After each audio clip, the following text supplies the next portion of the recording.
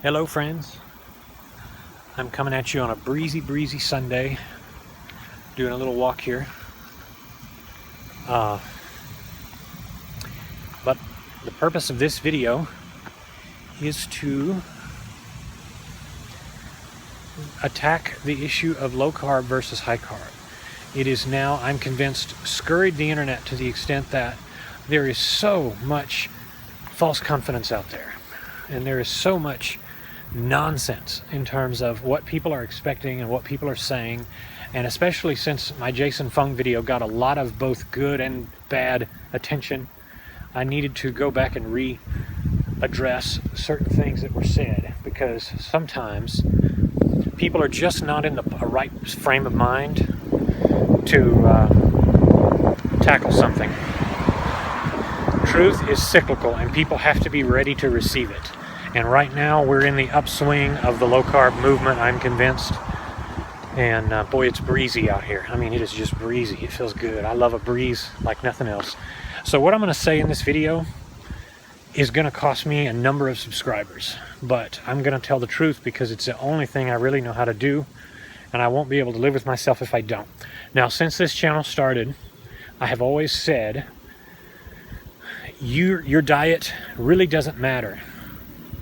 That's true, but it's true to an extent. It can't be true absolutely unconditionally. If you decide that you want to go on an all cotton candy diet, and you want to say, I just want to eat just cotton candy because I like cotton candy, I'm going to tell you, go with God. Go with your heart, your mind. Go with your inner being, and see what happens. And of course, what's going to happen is you're going to quickly find out that you don't love cotton candy as much as you thought you did to live on it, because it's one food and it is imbalance. The same thing if I say to you, positive, which should you choose, positive or negative? Well, you can't choose one or the other. You have to choose both because it's a mixture. Your favorite food will become your worst food if you have it every day. So for those of you who think that that's not true, and you say, like some women do, that they love pasta and they'll never get tired of it, go a month and tell yourself, I'm going to eat out at my favorite restaurant, your favorite pasta restaurant, every day. And I had one person take me up on that, and she's from Chicago, and she said, you're on, I'm going to email you back with the results.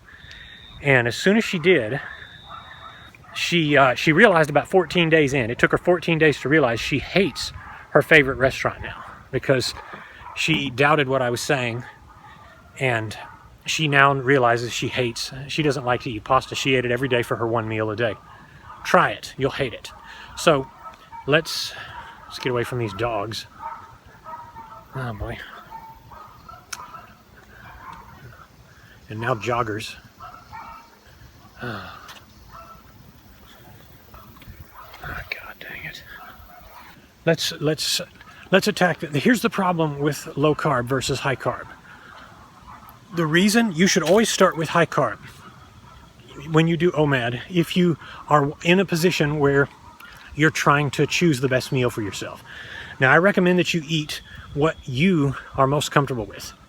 So I think you should eat whatever makes you feel better. What you ate before you started having weight problems in your life is probably what you need to eat now. And I say that in the sense of normal meals. So if you ate hot dogs and candy bars every day, then that's not what I'm talking about. I'm saying at a point in your life when things were reasonable and balanced, that's what you should probably eat, whatever you're drawn to. So that for most of us, that's going to be some carbohydrate, some protein, some fat, like a normal person. But at some point, since you ruined your metabolism through eating junk and getting fat and getting high blood pressure and high cholesterol and high everything, you lost your way, so now you're having to compensate. So you're going to fall into the trap, many of you, in that you're going to say, I have to choose low carb, or I have to choose something like exclusive carb, like vegan. That's the trap. That's where you go wrong. And even though you feel like you're going to set your body right, you really are not, because all you're going to do is create an imbalance. So that's the first thing. The first problem with low carb is people say, well, it'll reset your insulin and you'll start to feel better and you'll get your insulin sensitivity back, you'll lose weight faster and all of this stuff. No, you won't. What you're really doing is you're just killing your body's ability to ever eat carbs again. And I can't tell you how many people email me about their newly found inability to eat anything carb. The problem with keto is, or Atkins or anything, if you do that, you're going to forever sacrifice your ability to absorb potatoes or rice or pasta or anything else again, or fruits. As soon as you go off that, as soon as you quit eating them, you're going to gain weight. I promise you. I'll buy you a new E-Class Mercedes if that's not the case. As soon as you add the carbs back in, you're not only going to gain all of the water weight that was giving you all the confidence that you were getting back, but you're going to start gaining and putting away fat quicker than you ever have in your life. Please don't doubt me. Please don't doubt me on that. It's absolutely going to happen. Trust me on that. If nothing else, trust me on that. Second, you will see, most of you, about 40% to 60% of people will see a drastic spike in LDL cholesterol. Trust me. And I hear people so angry at me. They say, you're using bad science. That's not the case. Eating cholesterol, your body makes cholesterol. You're not going to get negative cholesterol. Well, if your body makes it, then you don't need more of it. But second, I have 7 people in my life who attempted keto, and their cholesterol went from a safe margin all the way to a dangerous or pre-dangerous margin. And I'm not going to give their names, obviously, but these are people I know or am acquainted with, and I have seen it too many times, and I have had people whose cholesterol was maybe 150, 160, where it should be, jump all the way to 205, 210, in that range. And then the defenders of the movement say, well, but your good cholesterol went up too, so it's okay. No, it's not okay. Don't attack and say you're using old science. I don't care what you have to say. I have seen the results myself. Besides, you're going to feel terrible. Number 3, you're going to lose muscle. So, those are the big things that you need to consider if you're going to attack a keto OMAD. Now, I'm not saying you can't do or shouldn't do a lower carb version. Your body may call for one a little bit better, but that's accounted for in the original plan that I set out, the original OMAD plan. Remember, I said anything that you would not make a meal out of, you don't want to add. So I don't advise eating cakes and chips and stuff that is, quote, unhealthy. As part of your meal, if you're taking control of your health, eat beans, eat rice, eat all sorts of good things that have good value, and eat fats, all sorts of fats. I got no problem with that. But if you say, oh, I'm going to eat nothing but fat, I'm going to drink nothing but fat, you've kind of gone off the edge of the envelope. And by the way, goddamn, I don't care how many testimonies I get from people who were sick. They say, well, I was sick and diabetic and I went keto and I lost my diabetes. You know, I want to say I'm happy for you, but your story's not over. You're going to, if you ever stop doing that, you're going to rebound and you're going to have all the same problems you did. So yes, I really would love to think that you're going to be just fine. And I would say congrats, but I'm still worried about you. If you're doing a zero carb, carnivore sort of thing, I'm sorry, I have to say, I think you're a little bit misguided. Even if you've had good results, even if you've done well, I think that's a misguided turn to take. And I would advise that if you're going to do that, you have looked at your own body, your own health, and you have been able to assess if that's the right thing for you. If you look at your cholesterol, and by the way, every person who's ever contacted me about their success with the keto movement has high cholesterol. I don't know of maybe 1 or 2. I've heard of 1 or 2 that have normal or good cholesterol. But the rest have at least 200 to 300 total cholesterol. So don't tell me, oh, I have 300, but I feel great, but I lost weight. Because, again, that's crazy. I know one guy has about 447 cholesterol. He went from 217 to 447 And his doctor, like most doctors now, are pushing this paleo business on people. I think it's a horrible idea, folks. I think you should do my original OMAD plan. You should involve meats if you're not vegan. You should involve fats. You should involve fiber. I have a video on that. You should involve normal amounts of protein. You should have days where you vary. You should have days where you eat out. You should have days where you eat in. You should have days like I have where just some rotisserie chicken and maybe a bowl of blueberries with rice and beans is your meal. I think you should have everything under the sun, because ultimately you're going to eat what is around you. Go back to my video on cardinal principles. You're going to eat what is around you. If you're really looking to go on an all meat or all fat excursion, I really hope you have thought through the end game. And I really hope that you're okay with never coming back to rice, to beans, to ever having a piece of cake, or enjoying yourself and modernizing. And by the way, those of you who see me with cookies and cakes on my plate and chips, and you see me with quote unhealthy meals, you don't need to worry about that, because once you've normalized your life, you know that you're in control and you don't have to be afraid of food like you once did.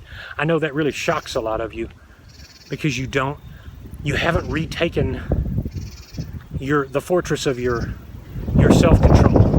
The center of your mind is not there yet. Once you do, you can go crazy, and you can have Twix bars occasionally, and you can balance yourself like people who are maintaining weight just fine. So I am not a proponent of the low-carb movement. I think it is deceptive in the rewards it offers, and even if you have succeeded on it, then I still think you need to take a long, hard look at eventually normalizing your eating habits, because I've seen nothing but small, difficult, clotty stools, constipation, high blood fat levels. I do not buy this modern research, this elitist nonsense about how you don't need to worry, you can just suck down fat all day. I mean, come on, folks, think about it. Is that a solution to anything? Just because some of you have horrible insulin sensitivity, and I know some of you do, and that's why you were attracted to it, because for the first time you felt like you could get your blood sugars down. I can relate to that. That's kind of a scary thought to say, I couldn't and now I can, and then you feel good. You feel like you've won. You feel like you finally succeeded. But that's deceptive, because it's like a skinny guy muscling up on steroids, and then he realizes his heart is ruined. And I think it's deceptive. I think it takes a while. I think it's a cumulative effect. But I really do not encourage, if you're going to go on one of these super exclusivist keto routines, if you want to cut down on the sugar, I'm all for that. When I was losing weight, I cut out all straight sugars, and I said this in the first video, go back to eat whatever you would normally make a meal out of. That includes a lot of things other than junk sugar with no nutritional value. Eventually, I brought back in normal foods, including some junk foods, because I achieved balance. That's what I want you to work at. All of those of you watching this who are into keto, who are into or thinking about keto, I think it's a horrible idea, and I think you need to adjust your sense of being. And I don't want to hear testimonies, angry emails, or things like that. If you can disagree with me, that's fine. We'll walk hand in hand. There's no problem there. But I don't need resistance on it. We can disagree, and that's fine. But ultimately, we have to make the best turns in our life that are going to take us on the upward trail to self-control and success. And I hope that the one you're choosing is the ultimate long-term game changer. A couple extra things I wanted to also note. People talk about the Maasai and the Inuit, and they say humans can handle a full, carnivore this or carnivore diet, carnivore eating, all that, no problem, because look at the Inuit, look at the Maasai. But those are two of the worst examples, and the reason they are is because you can observe this in any blood lab, and doctors have done blood draws on the Inuit, and they find that when an Inuit basically they find that an Inuit can't go into ketosis. Same thing with the Maasai. They don't go into a state of ketosis where their body recognizes that they're in emergency fat usage. Now, what's my point there? The point is that those who adapted to keto initially died off because severe ketosis is a bad state to be in. It's an unhealthy state, and it's meant to be a temporary state to get you to find food. Now someone says, wait a minute, Joe, don't OMADers go into ketosis? Well, of course they do. OMAD is a type of low-grade or low-key ketosis. And what it does is it puts your body into a very small level of ketosis, but it's enough to reduce the stress. Your already stressed body that's fasting anyway has a level of stress that it's dealing with.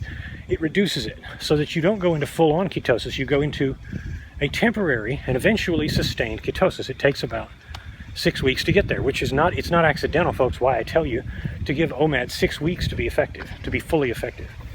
Because your body does start to kick into high gear, and then you start metabolizing fat better, even when you eat a meal that has sweets in it. That's a much better deal than having to say, I'm going to eat only fat and meat, and then jump into ketosis quickly, because then you sacrifice everything else. What you're doing is like what my mother used to do with my Michaela. She used to get sick a lot when she was little. Oh boy, here we go again, hang on. I live right behind an Air Force base, so sometimes we hear these planes. There's just not much we can do about it. My mother used to give Michaela a little baby Tylenol, the type it tastes like cherry, and they put it in their tongue, and it makes them not feel so bad. And I would tell my mother, don't give too much of that. And then every time she would give it to her, Michaela would be like, oh, I feel fine. And then she'd be jumping around again. And I'd say, you see, don't give too much of that, because she's going to think she's all right. She's going to start playing. She's got a fever. She's going to make herself even sicker. I don't know if she's really got sicker, but she felt bad, felt worse, because she'd been playing and running around again.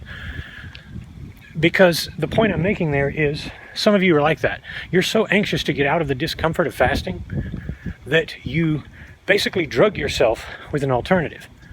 That's why I've spoken out against bone broth and bulletproof coffee and stuff like that, because you're going to have to go through the normal adaptation phase of OMAD with normal food, and you're going to need to adjust your tolerances. I know that sucks, but you're going to have to really find a way to do it, because you're going to end up with a bunch of problems down the road. So good ketosis, low-level ketosis versus full-on ketosis, bad ketosis, which is the type that you don't want. Again, the descendants of the Maasai and the Inuit they're here today because a lot of people died adjusting to their routine.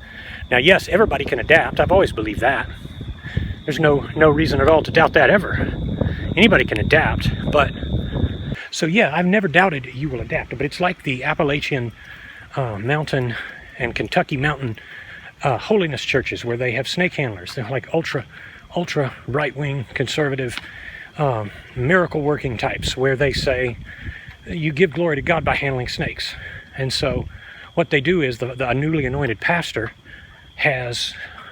gets bitten and nearly dies, and they have the prayers of the church, and then eventually when the pastor becomes more seasoned and does more scenarios, they've been bitten by snakes so much they built up an adaptation so that they don't die anymore. And then they turn around and say, glory to God, just like the end of Mark chapter 16, if they get bitten by snakes, it won't in any wise harm them.